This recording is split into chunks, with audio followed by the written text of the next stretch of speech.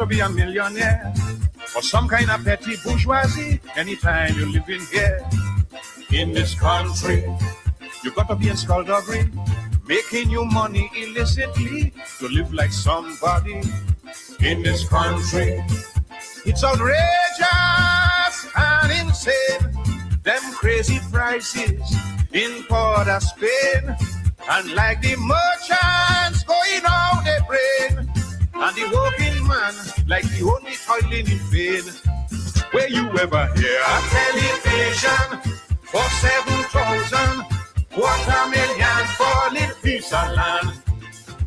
A pair of sneakers, $200, 80,000-90,000 for motor cars. At last, here in Trinidad, we see capitalism gone mad. It's sad and getting more bad because capitalism gone mad.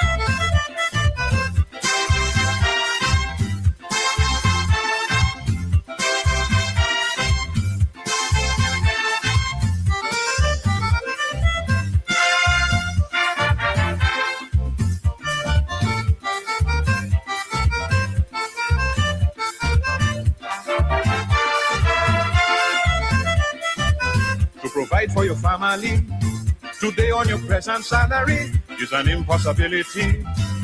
In this country, so many bills to pay, there is no conceivable way to save for a rainy day. In this country, avariciousness, to be precise, is why every damn thing so overpriced. Big business making everybody feel government give them an open license to steal. Would you believe me? One nylon panty is $19.90, $20 for some baby milk. The cheapest jersey costs over 60, 200 and change a yard for silk. It's hard here in Trinidad. Lord have mercy, capitalism gone mad. It's sad, things getting more bad. Oh Lord, capitalism gone mad.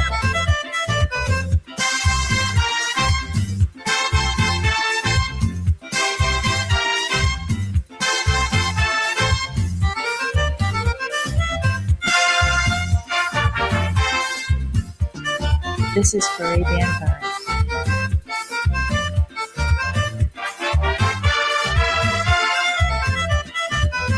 To buy a pack of cigarette, just leave you with a hole in your wallet, and money is so hard to get. In this country, necessity or luxuries, it doesn't matter what the item is, they're charging anything they please. In this country, primary school books prices loot, is highway robbery the price of food. All hopes and dreams elude the poor man, but politicians still expect good work attitude. Just imagine this, the cheapest coffee, over 3,000, not even dying today easy. Thousands of dollars for the undertaker, so you could get a spot in the cemetery. It's hard here in Trinidad. Oh Lord, capitalism gone mad. The gladness that once we had is gone because capitalism gone mad.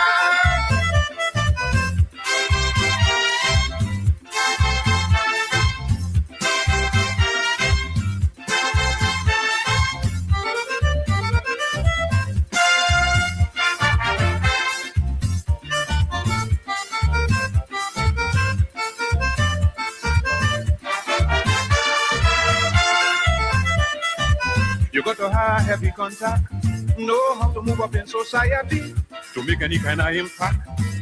In this country, you got to know how to chip the feel, how to scheme and swindle properly, perfect the art of wheel and deal. In this country, I say survival in this land isn't easy for no man. With unemployment and high inflation, Some of we go dead before the end of this recession.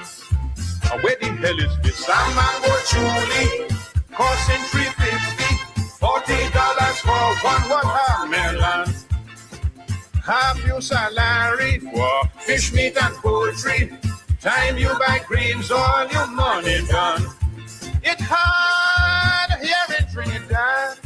Lord have mercy, capitalism gone mad. It's sad and getting over. Lord, capitalism gone mad.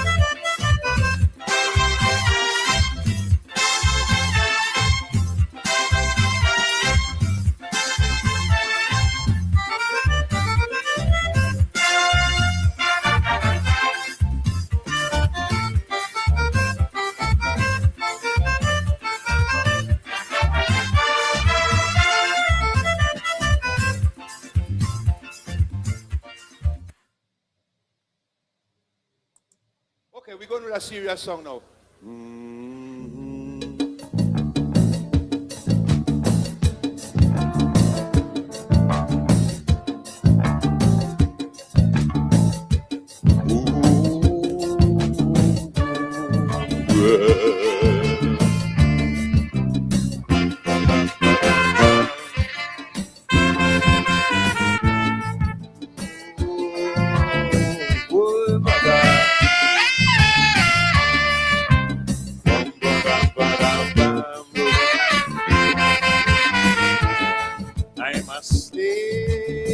From a land so far,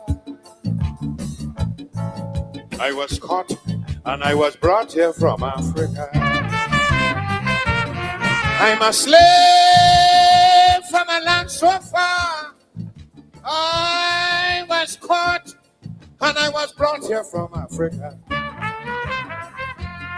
Well, it was lips like fire from the white slave master every day. I down on my knees, weeks and weeks before we crossed the seas to reach in the West Indies. And then they make me work. Yes, I work. I said I work. And I work. Good Lord, no pay. I toil,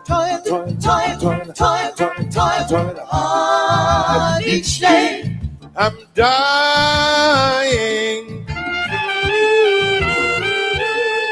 I'm crying, my God.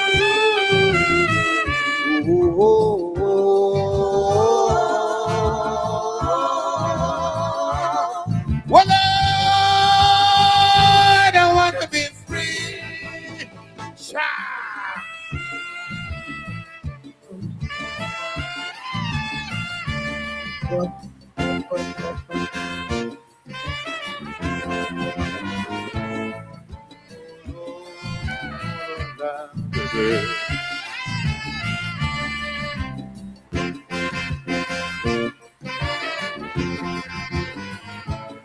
Many times I wanted to run,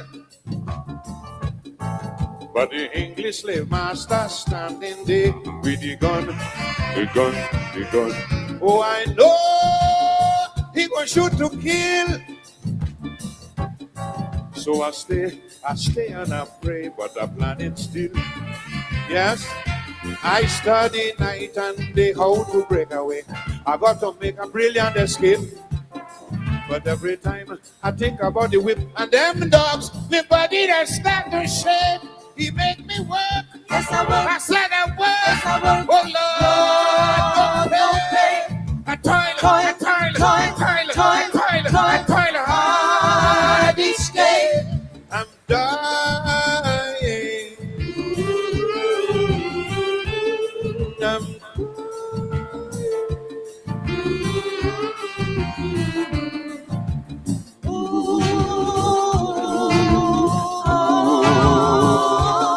Oh Lord, I want to be free.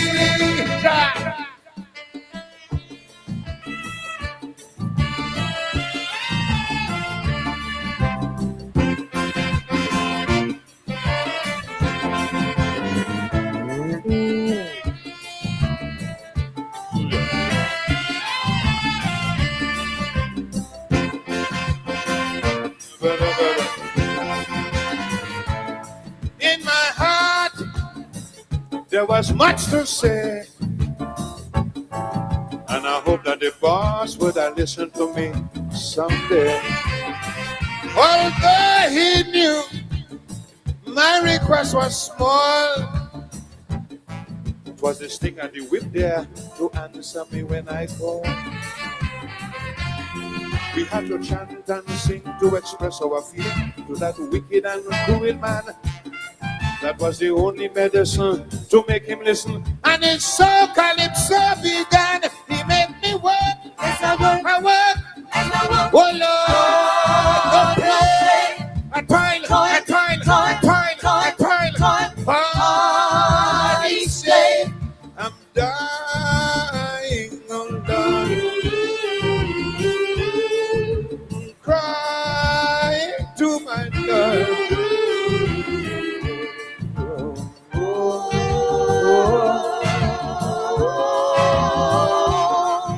Well, Lord, I want to be free, my God.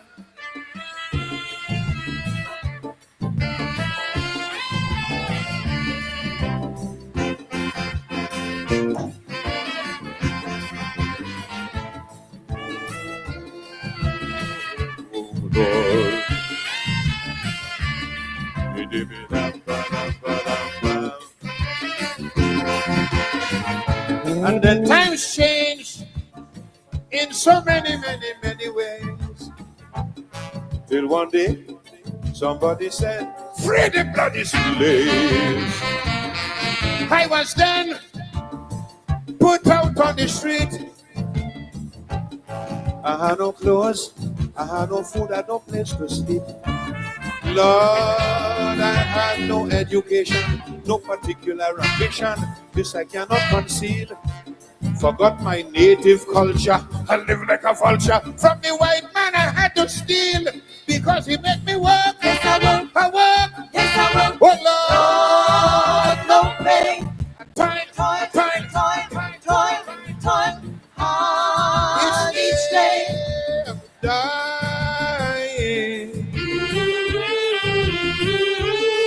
I'm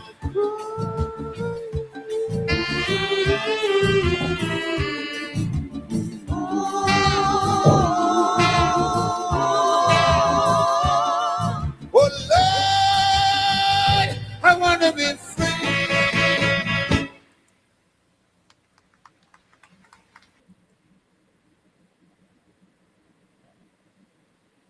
Oh, good evening, good evening, good evening, good evening. Welcome to Politics 101. We've been away for a while, understandably so.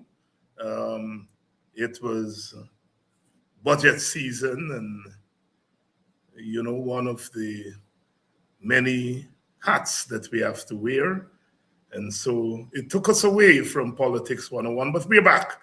We're back and ready to continue this aspect of our work. I want to welcome all of you. Those of you who have been inquiring when will we be back, those of you who have been following us as we engage the budget and other political issues. Welcome, welcome. Wherever you're joining us from, welcome to Politics 101.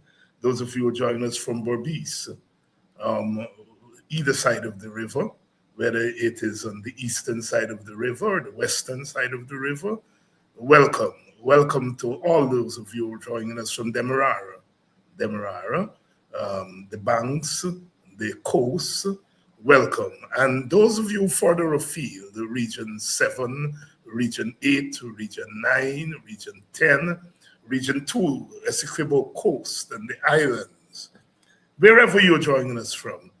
You're joining us from outside of Guyana, of course. Quite a bit of our audience is outside of Guyana. Those of you joining us from the United States of America, all over where you are, whether it's in New York or Washington, D.C., New Jersey, the southern part of the United States, the Midwest. Welcome to Politics 101. Of course, North Canada, welcome to all of our viewers who are joining us from up there. And of course, those of you in Europe, especially England, the United Kingdom, Great Britain,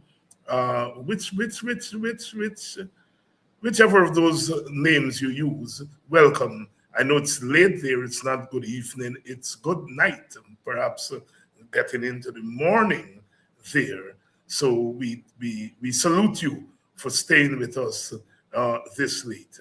Welcome. Those of you who are joining us from the Caribbean, Barbados, Antigua and Barbuda, St. Lucia, St. Vincent and the Grenadines, Grenada, and Carriacou, Martinique, Petit Martinique, sorry. Those of you who are joining us from Dominica, Montserrat, I know there are quite a few Guyanese there.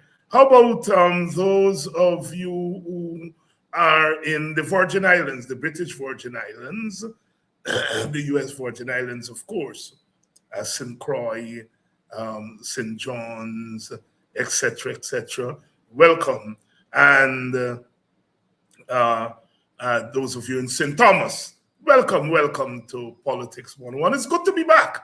It's good to be back. I have to say that I miss the engagement here, and I'm eager to be back for us to continue the conversation. We've been trying to keep ourselves alive and posting stuff on the websites, the web pages, sorry, the Facebook pages, Politics 101, and I know that quite a few of you have been keeping up with what we've been doing on the pages there, Politics 101. Although we have not been on the program, we have been sharing lots of stuff there. So continue to follow us on our Facebook page, Politics 101, and related pages. Welcome to all of you. Last night we did a program. It was an Epadaji program, book review, and we started last week with Brother Vincent Alexander doing a review of the book Blackskins White Mask by Frantz Fanon, who of course hailed from Martinique and spent time in Africa, in Algeria. And Blackskin White Mask is one of the better known books, and Brother Vincent Alexander did a review of that book. It's a book series that Epadaji is doing. And last night I did a review of How Europe Underdeveloped Africa. Next week, Brother Professor Dwayne Benjamin is going to do another Rodney book, and that is History of the Guyanese Working People. And the following week, Brother Andrew Hicks is going to do the signature book by Brother Kwame Nkrumah, former president of Ghana, laid out his theory and his thesis in the book Consociational Theory. I hope I get that right there. And so that series. And last night we did our Europe Underdeveloped Africa. And we had a long discussion. Well, not a long discussion, it was an hour program. We had a discussion on the origins of the book, what Rodney was advancing in the book, which was first published in 1972. And we were looking at some of the viewership of that program last night, the viewership on Politics 101 page. And we were amazed that we found that almost 60% of the audience was between the ages of 25 and 34. And another 20% between 18 and 24. So the viewing audience on Politics 101 pages last night for that review of How Europe Underdeveloped Africa, almost 80% of the viewing audience was between the age of 18, the ages of 18 and 34. Again, sometimes we get too much in front of ourselves because people say that young people are not into these things. And there it was that those numbers jumped out at us today. Young people between age 18 and 34, a program on the book, How Europe Underdeveloped Africa. Having that young audience, 80% of the audience, 80% of those who viewed the program as of today, young people between 18 and 34. So we are forced to rethink some of the arguments we make because sometimes we are shocked. I was talking to a colleague a little bit before we came onto the program, and we were trying to figure out what may have caused such a young audience to come to the fore. And we think that it has to do with the name Walter Rodney. I think it's a recognizable name across age group. And more Guyanese, 60% of the audience was from inside Guyana. That's the other thing. Usually people think on these programs, the majority audience is outside of Guyana. Well, on that program last night, 60% of the audience was from inside of Guyana. So it was refreshing. When I started the program, I didn't have in mind that I was speaking to a younger audience. But it was obvious to me that we needed to speak across generation, because what I was trying to do and what we are trying to do with these book reviews is to really bring the past into the present. And so How Europe Underdeveloped Africa, a book that Rodney wrote more than 50 years ago, and it's a book about development and underdevelopment, because what Rodney argued in that book is that if you trace history, you would see that up until the Europeans got to Africa, Africa was the most developed continent in the world. You had to be the most developed continent in the world if you were producing the first university in Timbuktu. Trade, they were using the camels. They discovered that camels could go long distances without stopping for water and so on. They could store water, and they used the camel, and they were doing tremendous trade, tremendous technology, agriculture technology, metal technology, and so forth. And so when the Europeans got to Africa, Rodney's arguing that Africa was the most developed, and Europe at that time was very underdeveloped. And Rodney was able to trace from the time the European entry how, because of the exploitation and extraction of the wealth from Africa to Europe, that Africa began to underdevelop and Europe became developed. And so using the theory, the model of development and underdeveloped, and making the argument that Europe is developed because Africa is underdeveloped. And that book, as many people know, changed the way people look at development, changed the way people looked at African history, and by extension, history of the world, history of the African diaspora. Brother Manin Marble, an African-American scholar, was later to write a book, How White America Underdeveloped Black America. Our own Eric Williams, even before Rodney, talked about capitalism and slavery, and showing how European capitalism was built on the capital, the wealth that they were able to forcibly get from the Caribbean. And so when one talks about development of Europe, one talks about the underdevelopment of the Caribbean using the Rodney thesis. So we tried last night to make that nexus and then to bring it forward to present day Guyana. As you know, we have been talking over the last couple of weeks within the context of the budget. We have been raising the question of development and underdevelopment because there are two parallel conversations that are happening in Guyana now.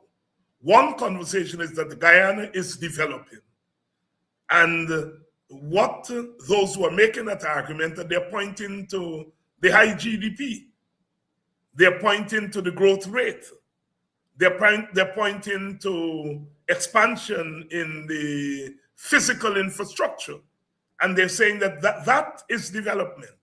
But then there is the other conversation, and that is the conversation that in the midst of this development that they're talking about, mostly by the government and sections of the private sector, there is an underdevelopment.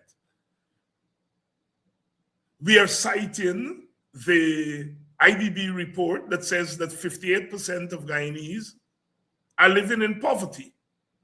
That is, that they're living on $1,300 or $1,500 Guyanese dollars or less, and that 38% are living in abject poverty. They're living on half of that. And the mystery there is how, in the midst of this development, there is this underdevelopment, because poverty is a sign of underdevelopment. The government counters by saying that the data that IDB used was collected in 2016, 2018. Well, one is not arguing against that, but we ask, what is the updated data? If you're saying that the IDB report is based on a dated data, and that those figures may not reflect the actual poverty that there is today, then we're asking, where is your data? Where is the updated data? Where is the data from 2022, 2023, 2024, so that we can update the poverty? Now, my argument is that even if the updated data shows that poverty is not 58%, but it's 48% or 38%, that is still astronomically high, given the amount of wealth that we are talking about in Guyana. $1.5 trillion budget. You're talking about a lot of money by Guyanese standards. And so therefore, your argument that it's not 58, then you're saying it may be 48. Well, 48 is damn high too. Or 38 is still high. The fact of the matter is that our country is plagued by poverty. And poverty is perhaps the most startling and the starkest indicator of underdevelopment. So we have this in one society. We have this development by numbers, as I call it, the high GDP, the high growth rate. And then you have the very high rate of poverty, the very high cost of living.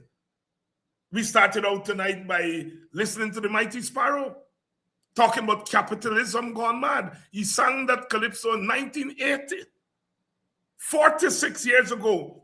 And if you were to close your eyes and listen to those words, you would think that he's talking about present-day Guyana. The market is out of control. The prices are high. I mean, Lord, yesterday, bought some plantains. And the girl told me, I said, well, how much, what a pound? She said, $250 a pound, $250, not that, $250 a pound for plantain, $250 a pound for plantain. I bought 4 pounds of plantain, it's $1,000. 58% of our people are existing on $1,300 per day. So if they were to buy 4 pounds of plantain, money done, they can't buy nothing else. They'll have to boil that plantain and eat that plantain alone. Just think about it. And I'm told that that $250 is a boxing country price. But if you go to Georgetown, it's $320 a pound for plantain. So if you live in Georgetown and you are poor, you buy 4 pounds of plantain, your money done. Your money done. So you're having these two parallel conversations, and it seems as though we are talking past. We're talking past each other. I tried in my budget presentation to draw attention to that, and thanks to all of you who've thought that my presentation made a lot of sense. Many people liked it. They felt that the presentation from the APNU parliamentarians were sound and met the mark and so forth. And we want to thank you all for that. I personally want to thank you all for thinking that what I tried to say made sense. Many of you alluded to the fact that we raised the bar for the conversation. And certainly I tried to do that. But I wanted to make this point to say that in societies like ours, that is societies that came out of 4 centuries of enslavement, another century and a half of colonial rule, you're talking about this structural problems of that society. A society where you produce one product, sugar. A society in which the entire country is a plantation, because they were all plantations. You're producing nothing else. And you're producing everything for export, because that sugar is exported, was exported to Europe. So you're producing one product, and everything you produce is for somebody else's consumption, not for your consumption. So you're not producing anything to reproduce yourself. And that is the society that we inherited at independence. That I usually say that the challenge of early independence was how to turn plantations into nations. Tremendous, onerous undertaking. Because you're talking about a plantation society that developed over 4 centuries. And now you are called upon at independence, white man gone. And he said, you're now free, you're independent. And he left you with some sugar plantations. And then books, as soon as he gone, the price of sugar on the world market started to drop to the point where the Europeans are now discovering new forms of sweeteners. They don't need sugar anymore. David Rudder said they don't need islands no more, because if they don't need sugar no more, they don't need islands no more. And so they're gone. And they left us with these plantations. And they don't want sugar anymore. You understand the plight there, the structural plight of a country like Guyana. Where are we at independence going to get the kind of revenue to do the kind of development? Because if you are producing sugar for 4 centuries, all you need is people to cut the cane, because that's what we did. Plant the cane, cut the cane. And so your skill set is geared towards planting and cutting cane. There's no need for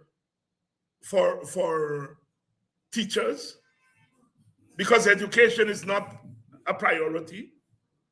There is no need for nurses and doctors, because they don't care if you die. They want you to die. They walk you. You die at 24, 25 years old, and you're done.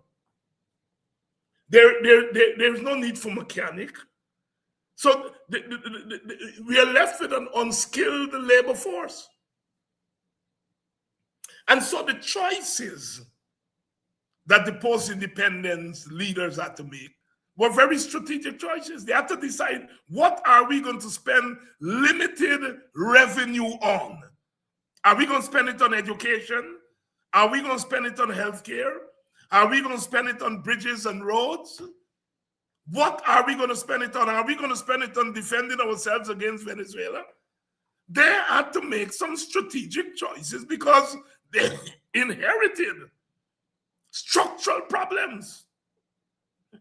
And a lot of the Caribbean countries, including Guyana, decided, look, we are going to invest in education and healthcare.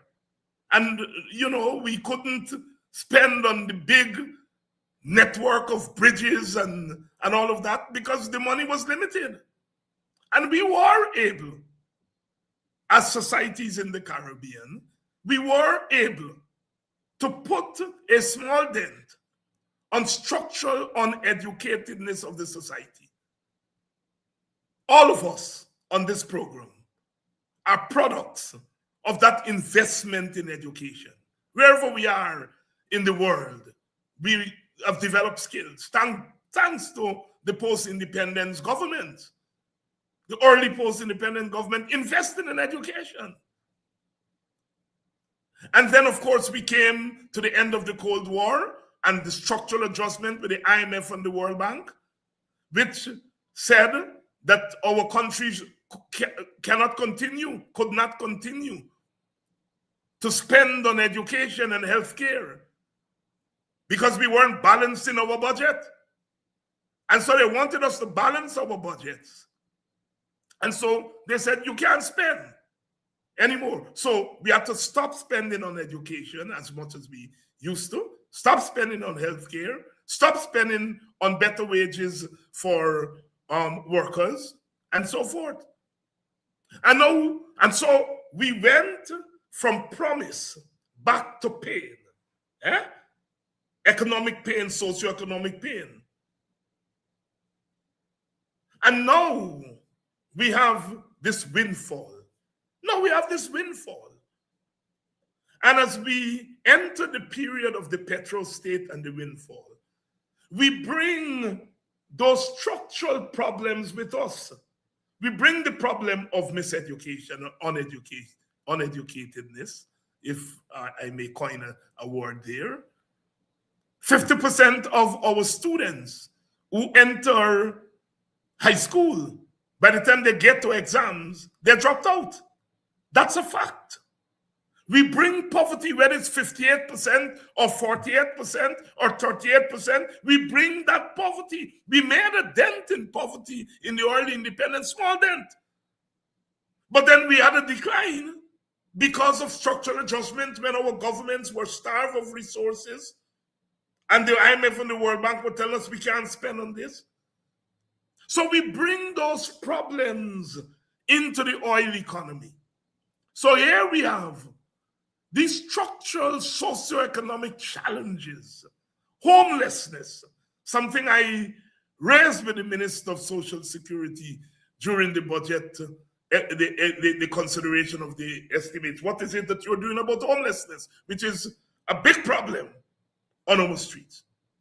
In the midst of plenty, here we have homelessness. Those are all signs of underdevelopment.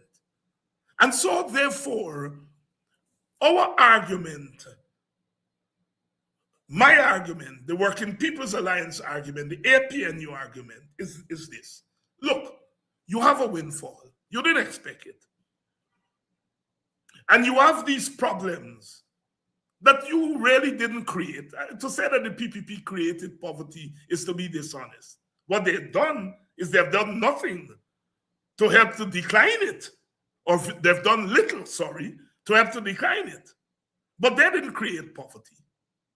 And so the PPP should not be ashamed that there is a high level of poverty. Rather, what they should do is say, look, we have this money now, and we have these problems. And a budget is, you're spending priorities. What are you going to spend on? And are you spending just for the sake of spending, or are you spending as a form of investment? And if you see it as a form of investment, then what are you investing in? What are your priorities? The government said this year's budget, people first. Well, that sounds good.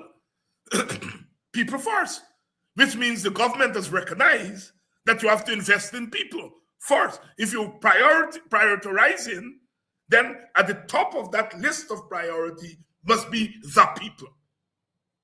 Must be the people. And I ask in the National Assembly, when you say people, what do you mean? Do you mean rich people or poor people? Do you mean all the people? Do you mean women? Do you mean men? Do you mean workers in the private sector, workers in the public sector? Do you mean people by ethnicity? What do you mean by people first? Who are these people? And I gave them the benefit of the doubt to think that they're talking about all the people. So if you're talking about all the people, you cannot talk about a monolith, because we are a diverse society, diverse by gender, diverse by race and ethnicity, diverse by where we work, diverse by country and tongue, diverse by coastland and hinterland. So if you're saying people first, then you can't talk about a monolith. You have to have the kind of policies that appeal to people across difference. Across difference. And so therefore, in looking at the budget, I was looking for that. To say, okay, you say you are invested in all of the people.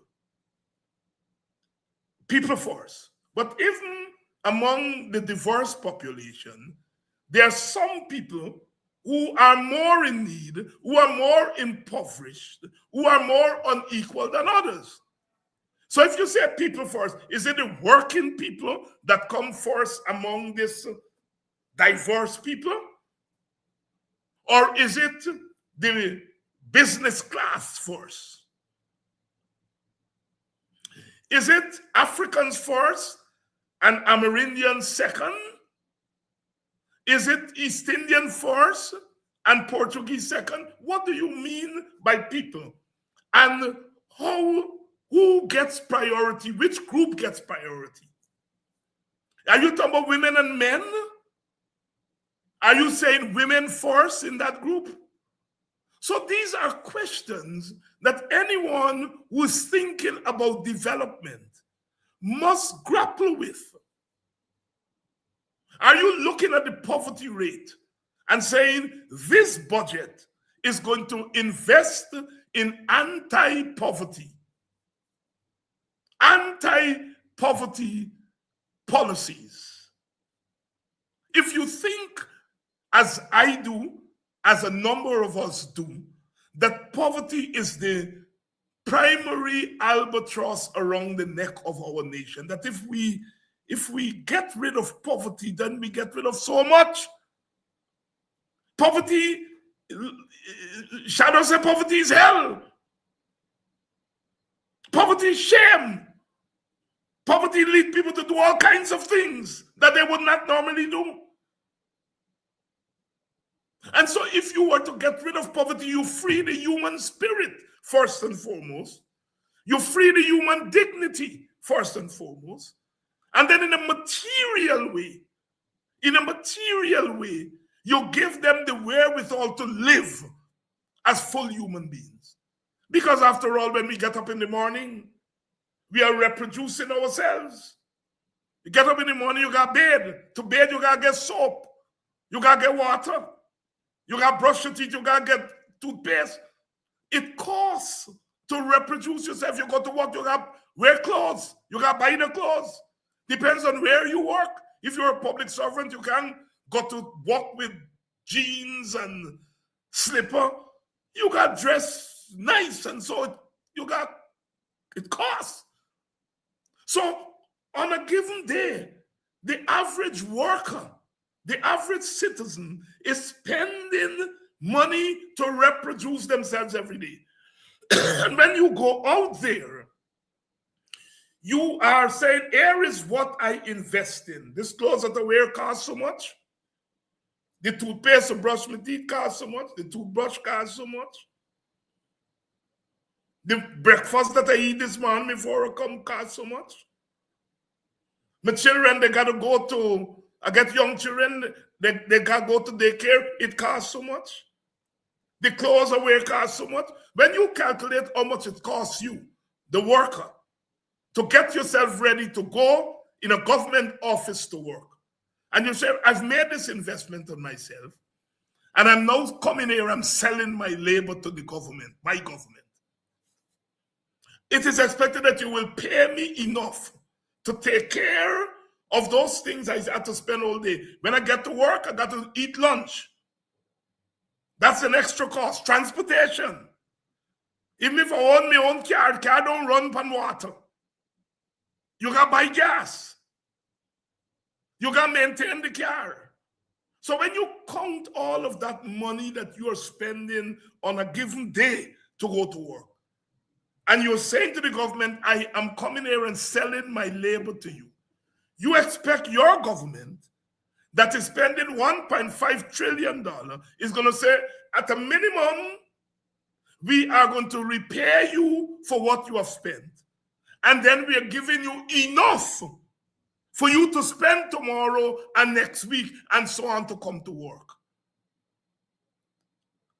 And when you think that the wages, the minimum wage is $102,000 in the public sector, $102,000.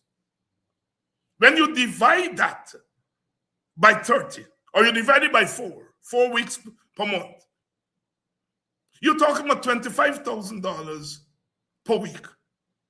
If you divide it by days, you're talking about no more than $3,500, between $3,000 and $3,500 a day. You know, look at those numbers.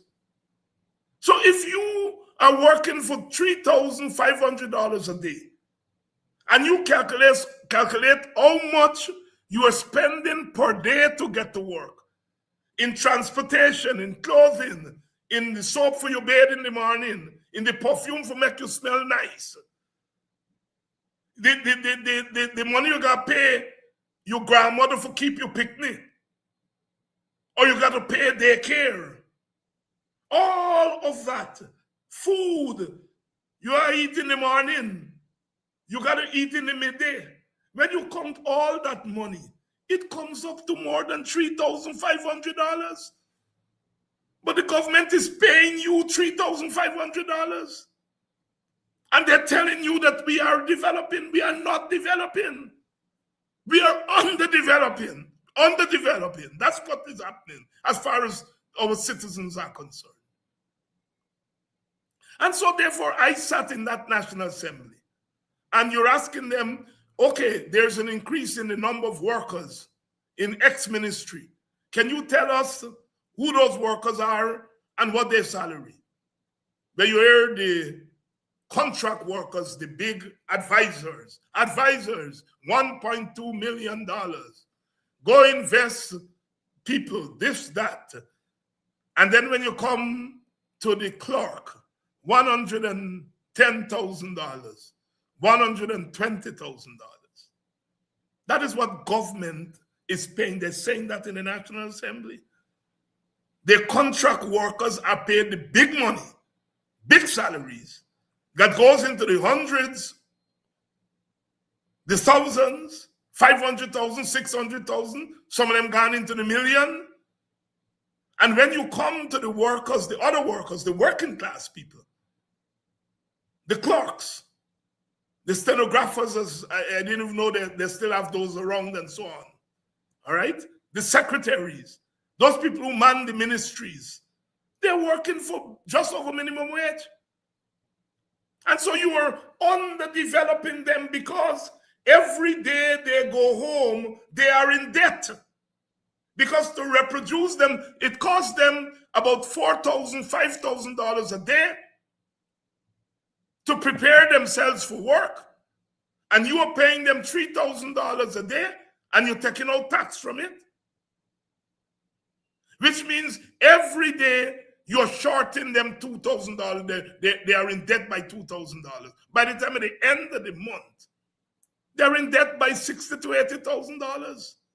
And I have only cited some of the costs. The economists will tell you there's much more that people are spending on that I didn't mention.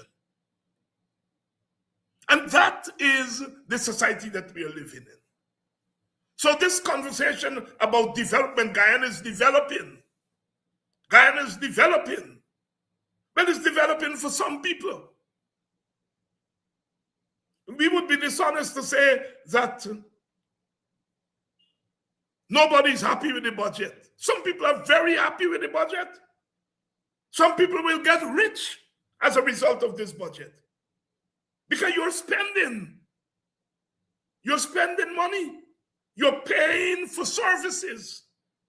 And for some services, you're paying a lot. And for other services, you're paying very little. So some people will indeed like this budget. And some people will obviously not like it because they're not gaining from it. So, brothers and sisters, this whole budget is really a sham. This whole business of people putting people first is a sham. And the government is pretending that is the greatest budget in the world. Now, as I said, there are some measures in the budget that are worthy of support. But there are many measures in the budget that are not worthy of support, not because the initiative is bad, but it's the way in which the initiative is being rolled out.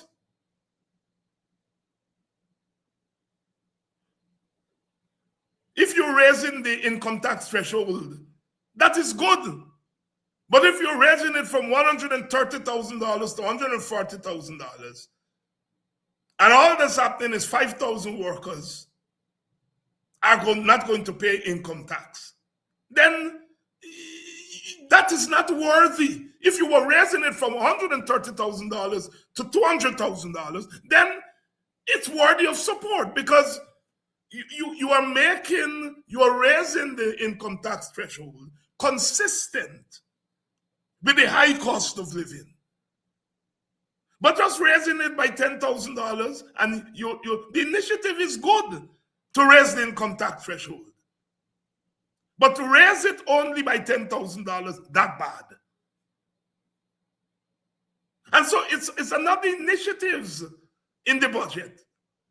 But it's the objective of the initiatives. People can say, you're raising old age pension. Good. You're raising old age pension by $5,000. Bad. Terrible. So while I may be inclined to support raising old age pension, I can't support raising old age pension by $5,000. And don't tell me about all the other things old people going to benefit from indirectly. Indirectly. Tell me how they're benefiting directly. For a lot of old people, the old age pension is like a salary. And what we don't always talk about, that old age pension is not just to spend on themselves. A lot of grandparents are minding children. Mama dead, daddy dead. Mama down and out. Granny got to take pension and help those young people. So it's like a salary. And you are telling them, you're just giving them a $5,000 increase. Winston Jordan pointed out that 1% of $1.5 trillion is $10 billion. Just 1%. 10 billion. Just 1%.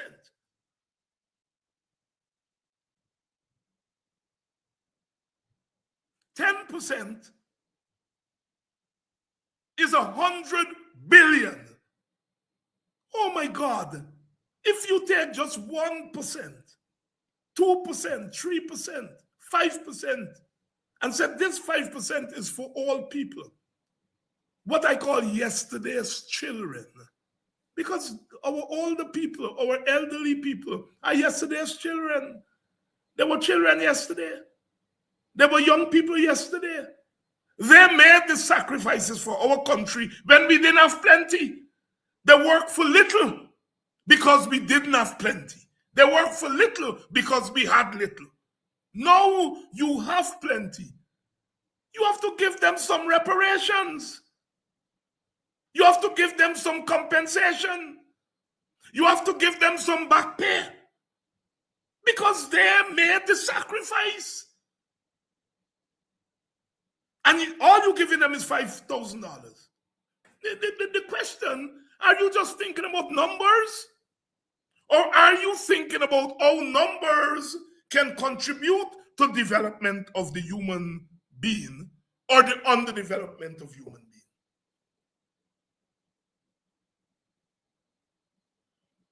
And clearly, if this government is thinking it through, and you're giving $5,000 increase, then you are thinking about the underdevelopment of the elderly in their old age. Because if you're thinking about development, then they deserve more than $5,000 more.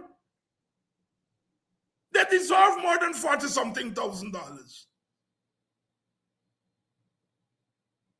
They look forward to that.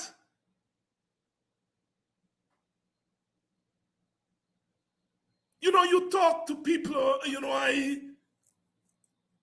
live in a village and people talk to you all the time, and even when people don't talk to you, you observe.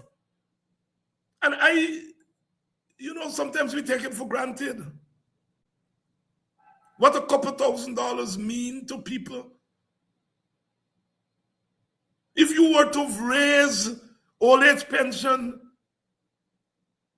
by $20,000, as they had said that they're going to carry it to $60,000, do you know what a difference that would make? $60,000 is still inadequate.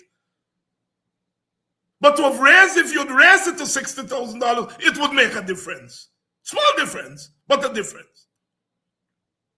All the economists who are thinking about development of people are saying, look, our old age pension need to go to $100,000.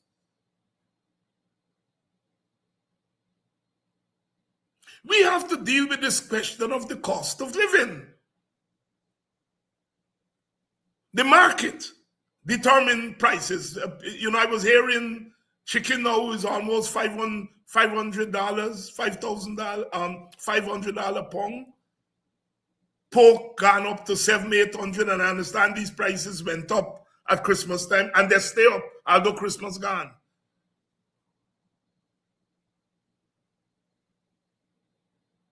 So by the time the poor buy 2 pounds of chicken or 2 pounds of pork, the money done. The money done. The prices go up and the prices stay up. So the market determines the prices. All right, good enough. But we put a government there to implement measures to keep the market from exploiting people. Now the person who is selling got to live. So if the person who's selling Ballinger raise Ballinger price by $100, they got to get an income too. The sellers have to get an income. So sometimes we are abusing the small vendor who's selling greens, raise the greens by a $50, a $60, we abuse them. But really, we ought not to be abusing them. The people we ought to be abusing is the government. Because when you go to the market and you cannot afford the prices are high because your money low, your money small. And so, in order to deal with the cost of living, we have to be able to control the prices in the market so that they're not exploitative. But we also have to be able to put more money, more wages in the hands of ordinary people. It has to be tackled at both levels, from the bottom in terms of wages and the top in terms of saying to the big merchants. Because often when the big merchants bring in things, they then sell it to a middleman, then the middleman sell it to another middleman, and that other middleman then sell it down to the retailer. By the time we go on and buy from the retailer, these prices are determined higher than the retailer, and we can scoff the retailers. But the retailers can make something. So the prices need to be controlled at the top. But very importantly, we have to put more wages in our people's hands. And this budget, I don't think it was a thoughtful budget. I don't think it's a budget that thought through the issues, the problems of our society. And you can tell when the comrades on the other side, on the government side, when they get up, almost all of them, and God bless them because some of them are very nice people. But when they get off the top of the budget, they start talking about the PPP manifesto and how great the PPP is. That the budget is more about political outcomes than socioeconomic outcomes. And you hear that from the speakers. I had cause to question and to point out the difference between a manifesto and a budget. And some one of them say, I don't understand what I'm talking about. A manifesto is the promise of a party. With its limited gaze, the party is promising this when it gets into government. That manifesto is geared towards your, first of all, your base. You want to convince your base to vote for you. And so the gaze of a manifesto is limited, it is political. Once you get into government now, and you have to talk about spending priorities for the entire nation, then it's a different story. The PPP budget has nothing in there about reparations. The PPP's manifesto has nothing in there about reparations. Has nothing in there about the International Decade of the People of African Descent. That's not part of their gaze. But when you get into government, you have to deal with those issues. And so there is a place where manifesto stops and budget begins. The budget is a budget for the nation. A manifesto is a manifestation, a manifesto of a party. And so what disappointed me most about this budget was not the initiatives. A lot of them are sound initiatives, but it was and is the thinking behind the initiatives. Because the thinking is reflected in the priorities.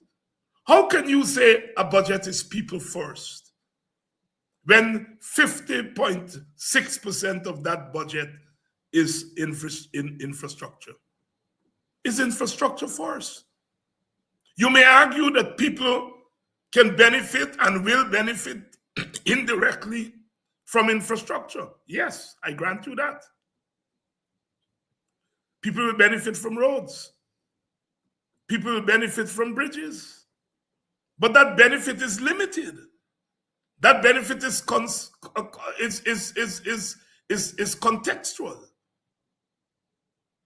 They are what we call direct benefits. And you have to divide your revenue evenly, equitably between the direct and the indirect. And we don't see that in the budget. And so when people ask, did the opposition not see anything in the budget to support? Of course, there are initiatives in the budget that are laudable. But a budget has to be seen in its totality. A budget has to be seen in its objective, its outcomes. And you may support an initiative, but you do not support the outcome of the initiative that the government is looking for. And so it's easy to say, is there nothing in the budget that you can support? It's easy to ask that question. And I will ask the question of the government side, is there nothing in the budget that you all see from that side as bad? So you are asking us if there's nothing we see in the budget that is good.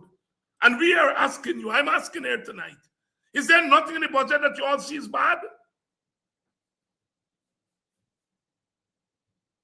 So, sisters and brothers, we are in serious times, as the title of our program tonight says.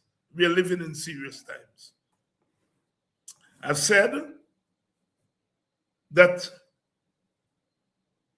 I fear for this country. And my fear is that what we are doing now will have consequences for 20, 30 years from now, when oil will no longer be king, when the society would have moved on. But the society would move on bearing the burdens that we are putting on the society today. The inequalities that we are reinstituting in the society will manifest itself, will manifest themselves 20 years, 30 years from now. Last night on the program on Walter Rodney's How Europe Underdeveloped Africa, somebody asked about where African Guyanese, and this is Black History Month, where do we stand in all of this? There's the underdevelopment of the poor in Guyana. But because the Black poor brings with it certain structural problems that are germane, certain structural problems that are unique to African Guyanese. Of course, there are structural problems that are unique to Amerindians, to East Indians, the East Indian poor, the Amerindian poor, the African poor. Because of centuries of enslavement and inequality, the African poor has certain unique problems that the budget doesn't address. In fact, the policies of the budget are exacerbating the structural problems of the African poor. They're exacerbating the structural problems of the poor. But as I said last night, and I noticed it's captured in a news story today, that African Guyanese are the underdeveloped of the underdeveloped because of the structural problems and the stubbornness of the government to address those structural problems. To address those structural problems. When I raised the question of reparations and the subvention for Padaji, the people who went off the loudest were the African Guyanese in the PPP. It was quite a horrible, shameful display. Some of the Indian PPP people were looking at them as if they're crazy. If you hear how they went off on me. Brother Kwame McCoy, who spoke after me, told me that I only represent one class of people and one kind of people.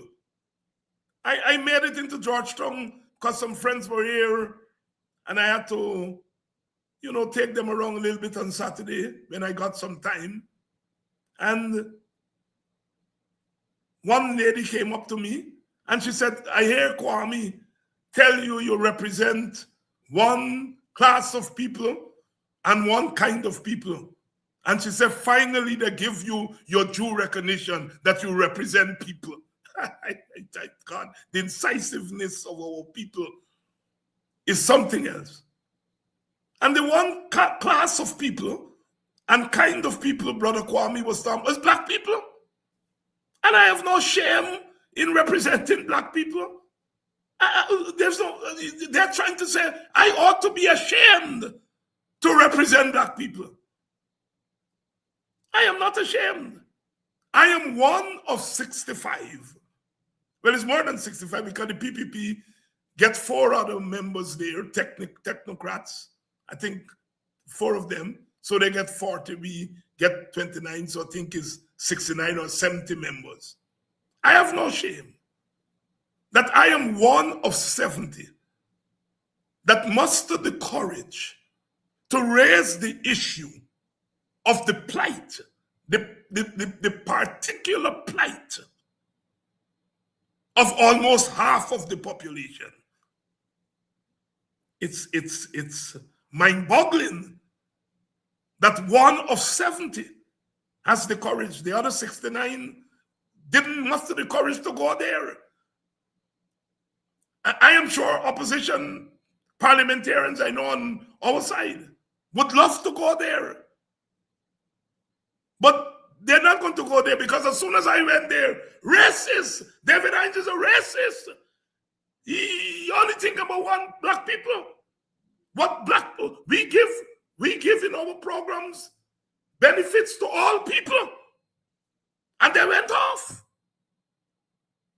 But I said then, and I'm saying it again tonight, I have absolutely no shame in being one of 70 representatives of the people in the National Assembly to raise my voice,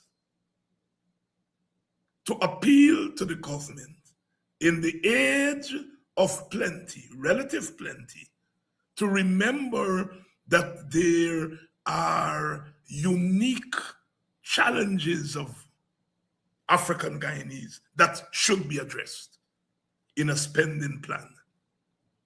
After all, our Amerindian brothers and sisters, I am so impressed with them. Amerindians on the government side, Amerindians in WIN, Amerindians in APNU, and they're arguing not whether there is something in the budget for Amerindians. They're arguing how much more Amerindians should get. God bless them. I love them. That is how it should be. But you ask the question, why Amerindians can advocate for their own and not be called racist. And as soon as an African advocates for Africans, he's called a racist. Guyana has to answer that question. Guyana has to answer that question. The United Nations has recognized that question by dedicating 2 decades to people of African descent. They said black people need recognition.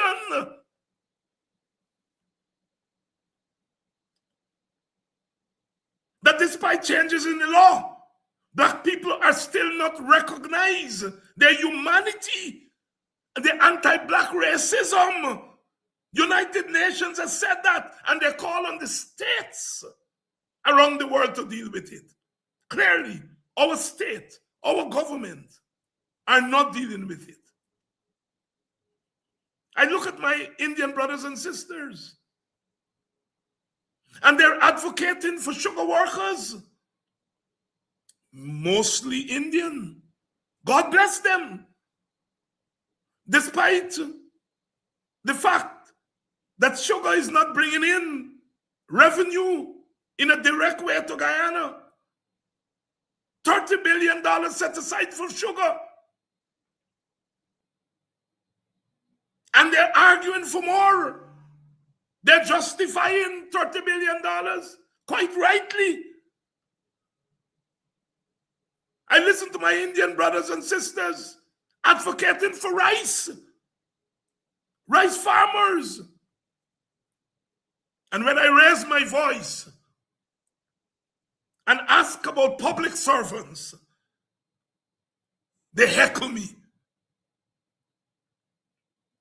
Why our Indian brothers and sisters could advocate for sectors of the economy that are predominantly Indian, and an African cannot advocate for sectors of the society that are predominantly African? Guyana must answer that question. And I am going to use my presence in the National Assembly at every opportunity I get to put that question squarely in their faces.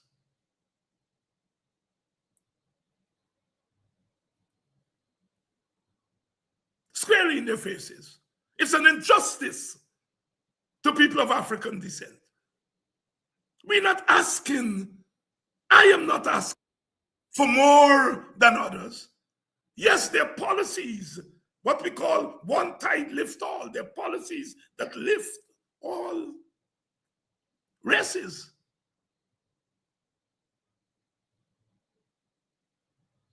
But some of those policies lift the races not equally. If you are at 0.5, if you are at -5, and another group is at 5, and we are all lifted by 5, the -5 will become 5, and the 5 will become 10.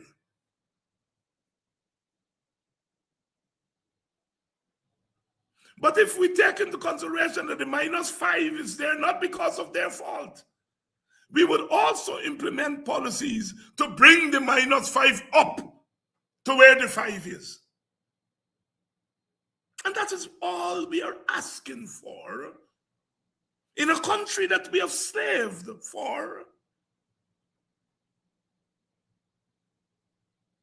And the black people on the PPP side were the loudest in heckling me. But I am determined that the National Assembly is another platform.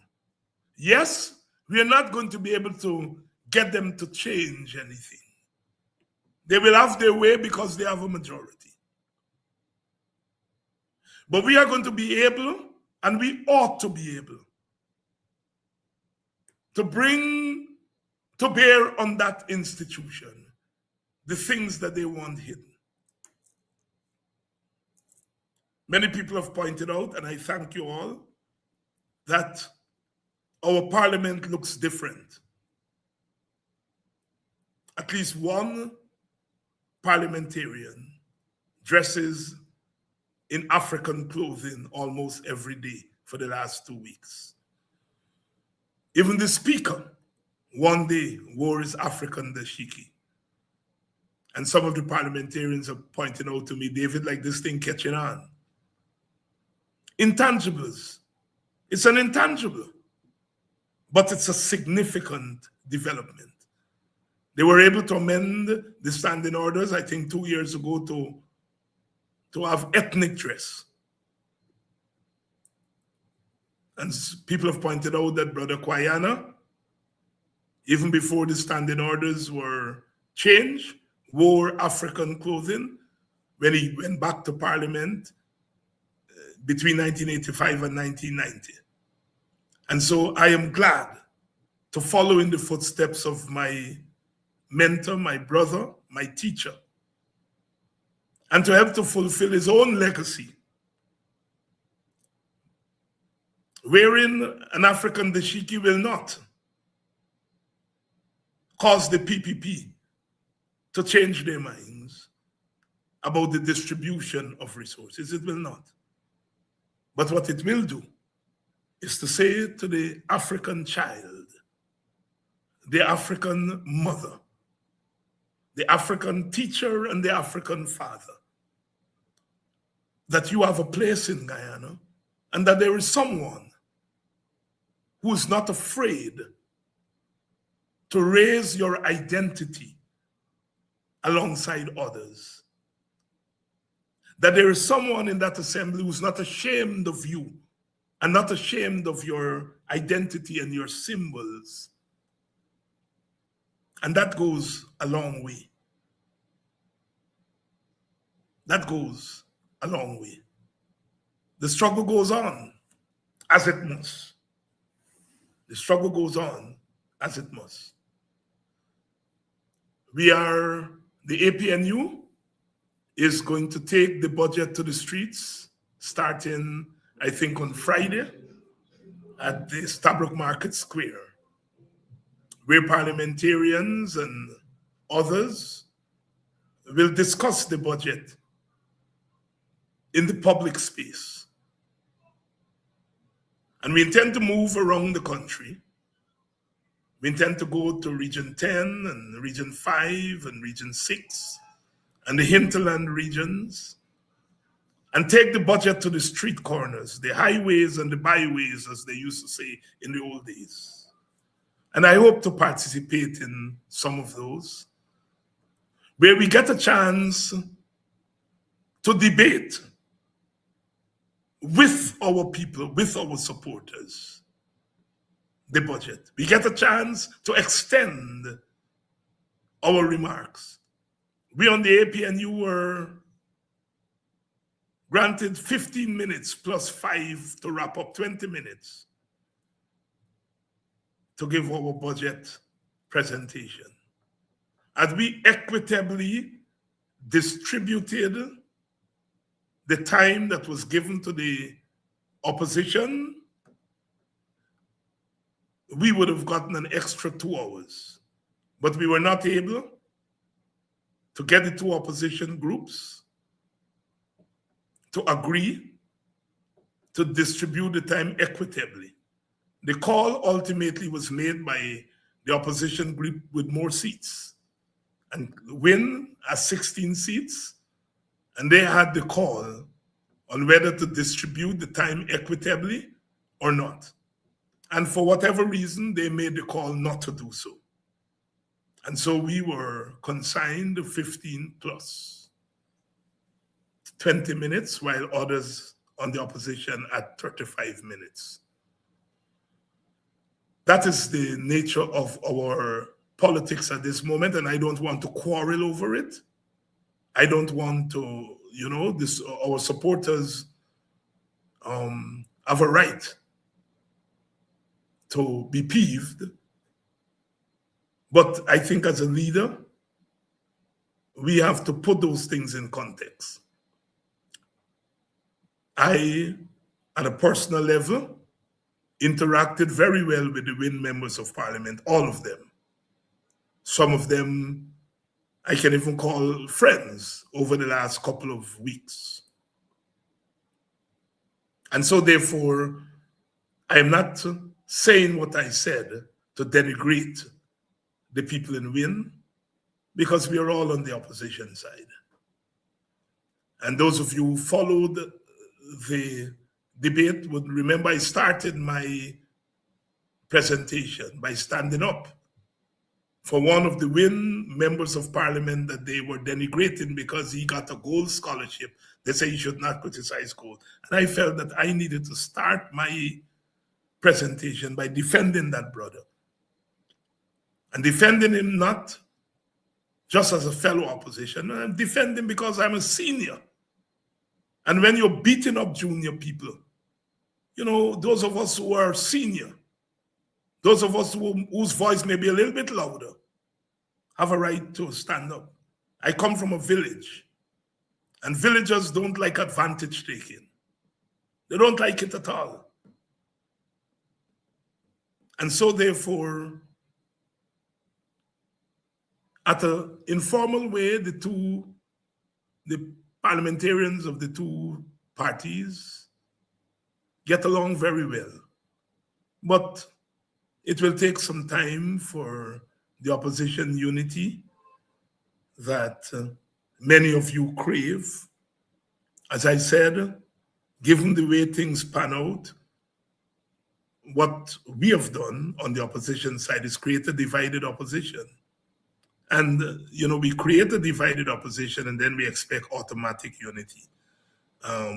It doesn't happen that way. That's not how human beings operate. I am sure that as time goes on, that we would find ways to unite. But for now, I'm asking our supporters to be patient, to be patient, to be patient. Sisters and brothers, we are in serious times, and these times will continue to be serious. And we have to remain engaged. We have to recognize that if we create an unjust society, if we allow an unjust society to be created today, that society will carry over in the next 20, 30 years. We will be handing our children and our grandchildren an unjust society. And that is why we have to stand up for justice. We have gotten a little bit soft, all of us collectively, and we have to find a way to raise our voices and to raise our level of resistance, because we are in serious times. We are going to be back tomorrow.